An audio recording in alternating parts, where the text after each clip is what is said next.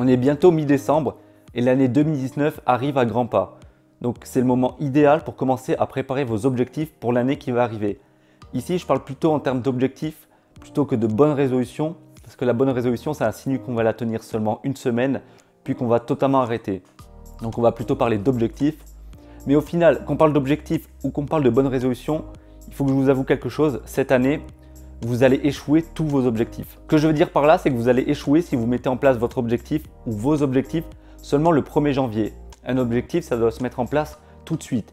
Et c'est ce qui m'arrive avec mes propres objectifs pour l'année 2018, mais aussi pour les années précédentes, en 2017, en 2016 et en 2015. Chaque année, j'ai de gros objectifs qui me tiennent énormément à cœur et pour le moment, je n'ai jamais réussi à en accomplir un seul. Donc je ne suis pas quelqu'un qui abandonne facilement, je suis même plutôt assidu et je bosse toute l'année dans mes objectifs. Donc je progresse pas mal dans ces objectifs chaque année et même surtout en 2018, mais je n'arrive jamais à les accomplir totalement comme je le voudrais. On va prendre un exemple tout simple. Ça fait des années que je rêve de voyager, c'est vraiment quelque chose qui me passionne et dans ma vie, j'aimerais visiter tous les pays du monde, même la Corée du Nord. Et ces dernières années, j'ai quand même fait quelques petits voyages assez plaisants. J'ai entre autres voyagé avec ma famille ou fait quelques petits voyages scolaires, mais je n'ai jamais vraiment voyagé comme je l'entends. C'est-à-dire partir en sac à dos et aller dormir directement chez l'habitant. Ce style de voyage, à la manière j'irai dormir chez vous, c'est vraiment quelque chose qui me fait kiffer. J'en rêve depuis des années et pour le moment, malgré tous mes petits voyages à côté, je ne l'ai encore jamais fait. Je vais prendre un autre exemple toujours personnel, je rêve de devenir polyglotte. Et cette année, en 2018, j'ai décidé de me concentrer à fond sur l'italien. Et là, actuellement, on est fin 2018 et je ne parle toujours pas couramment la langue. Même si je ne parle pas couramment italien, j'ai quand même fait d'énormes progrès en 2018. Je dirais même que j'ai beaucoup plus progressé que toutes les années précédentes, donc je suis quand même assez fier de moi, mais à mon goût, j'avance pas assez rapidement. Pour l'année 2019, j'ai décidé de passer à la vitesse supérieure.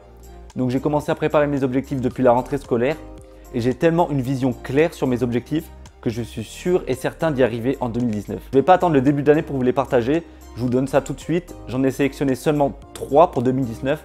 Donc oui, 3 ça peut paraître peu, mais ils vont quand même me demander pas mal d'investissement parce que j'ai fixé la barre assez haute. Premier objectif, et je suis sûr et certain de le faire cette année, c'est de courir un marathon. Donc c'est un objectif que je me suis déjà lancé en 2018. D'ailleurs, je me suis pas mal entraîné pour, et je pourrais même courir un marathon maintenant, je suis sûr que j'en suis capable.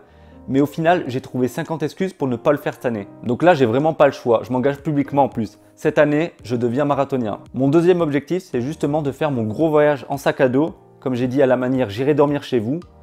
Et cette année, j'ai décidé de travailler à côté de mes études pour pouvoir financer mon voyage. Parce que les autres années, je partais pas par manque d'argent. Mais le manque d'argent, c'est une excuse. Et si on a vraiment envie de partir, on en trouve les moyens. J'ai déjà prévu tous mes voyages pour l'année 2019. Donc il y a les petits voyages assez classiques. Et à côté de ça, j'ai mon gros voyage d'1 mois en sac à dos. Mais pour le moment, je ne vous en dis pas plus, je vous laisse la surprise. Mon troisième objectif, ça va être de parler couramment italien.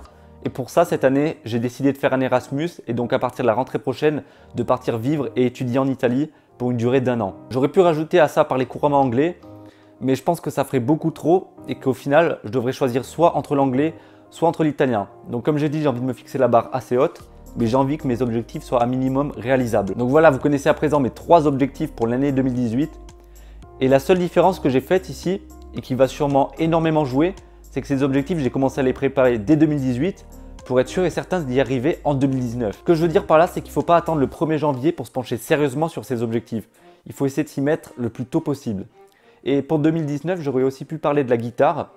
Donc ça ne veut pas dire que je n'ai pas bossé du tout l'instrument de l'année, mais c'est peut-être un petit peu moins important, j'en ferai pas ma priorité. En tout cas pour l'année qui arrive. Peut-être que ça ne le sera pas pour 2020, mais ça, je ne le sais pas encore. Je vous laisse alors ici et commencez vraiment à bosser dès maintenant sur vos objectifs si vous voulez faire partie des 1% des gens qui réussissent. Et je vous dis alors à demain pour la prochaine vidéo. Ciao!